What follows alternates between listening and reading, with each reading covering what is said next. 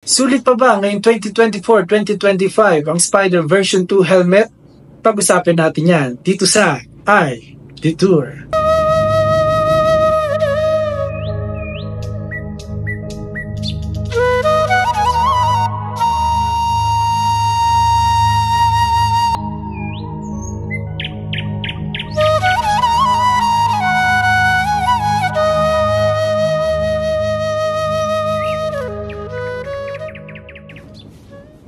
Kamusta mga ka-detour? So, pag-usapan natin ngayong araw kung bakit Spider Corsa version 2 helmet yung napili kong bilhin. Pili ko pala ito guys sa Shopee sa halagang 3,165 pesos.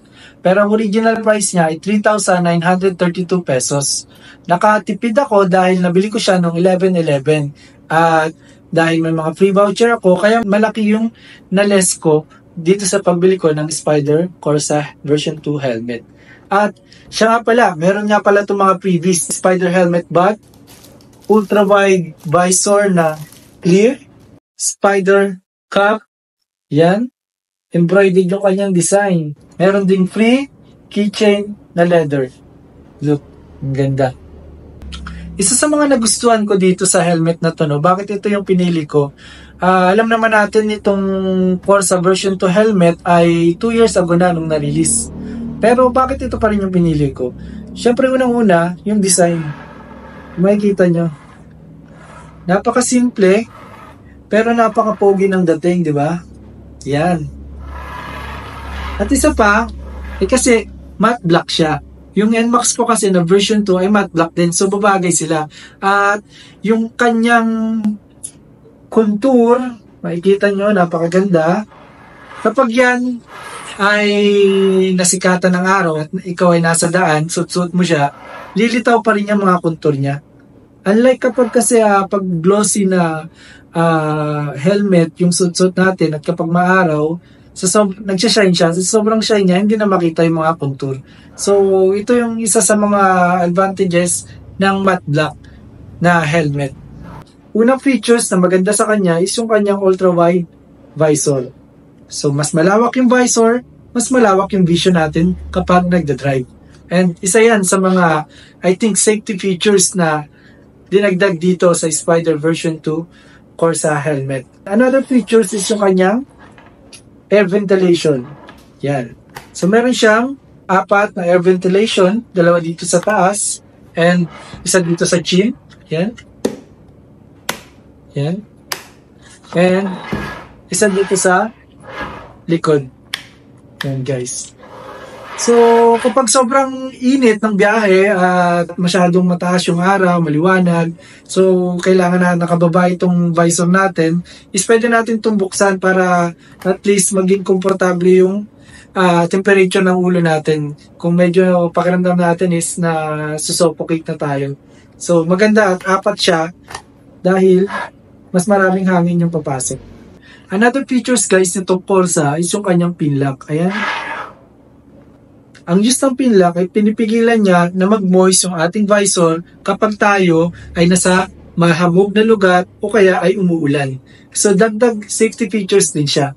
Kaya kung kayo bibili ng helmet, siguraduhin nyo na siya ay pin lock ready. So importante yan, lalo na kung madilim tapos umuulan tapos nagmo-moist yung screen mo, hindi mo makita ang daan, hindi mo makita mamaya meron na palang motor sa unahan mo o sasakyan na mabangga mo.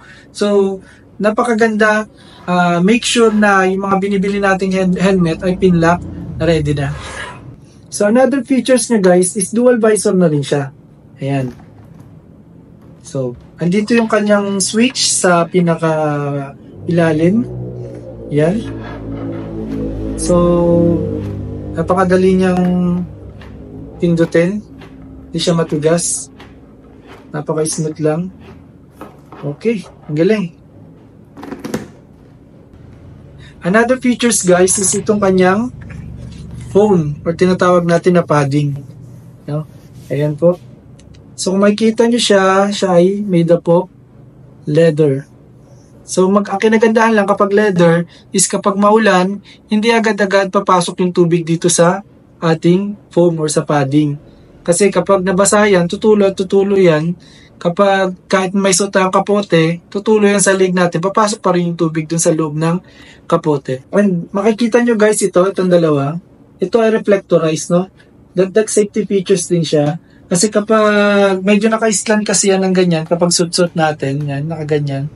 Kung may sasakyan sa likod natin at madilim at kapag nailawan niya to, magre-reflect siya. And another safety features niya pala guys ay itong emergency release. So ano bang use nitong emergency release?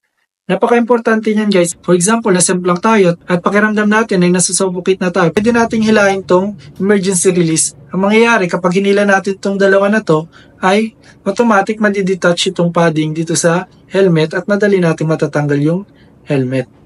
Isa rin sa magandang features nitong Corsa guys ay intercom ready na siya. So meron na itong mga slot dito sa loob na paglalagyan ng mga speaker ng ating intercom. Sakto dahil bumili rin ako ng Fredcon Intercom FX sa Shopee din. At i-review ko rin yun guys sa next vlog ko. At isa rin pala guys na nagustuhan ko sa helmet na to ay yung kanyang spoiler. Yan eh.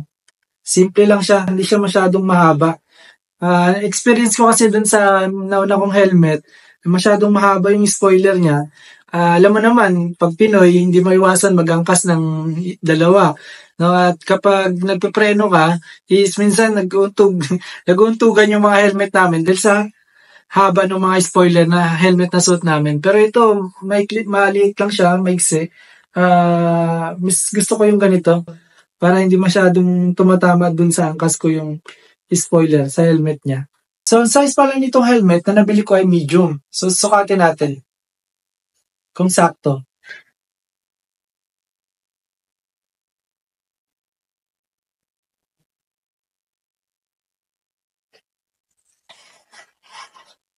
Ayan guys, saktong-sakto siya, fit na fit. Alright. You know. Diba?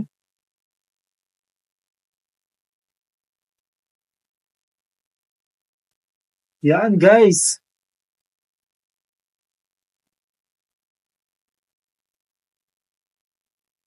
Yan mga ka-detour, kayo na umusga kung pasado ba sa standard ninyo itong Corsa version 2 helmet ng Spider. Para sa akin, nire-rate ko muna siya ng 7 out of 10. Kasi hindi ko pa naman natatry yung durability nitong helmet. Kailangan kasi matry ko sa sarili ko mismo yung tibay niya. At yan nga, i-review ko siya after few months ko siyang magamit. Kaya guys, kung di pa kayo nakasubscribe sa channel ko is please mag-subscribe kayo at para mapanood ninyo yung mga susunod na videos regarding sa Spider Helmet version 2. At siya nga pala, bumili rin ako ng intercom na Fredcon FX. At i-review ko siya within this week at sana abangan ninyo.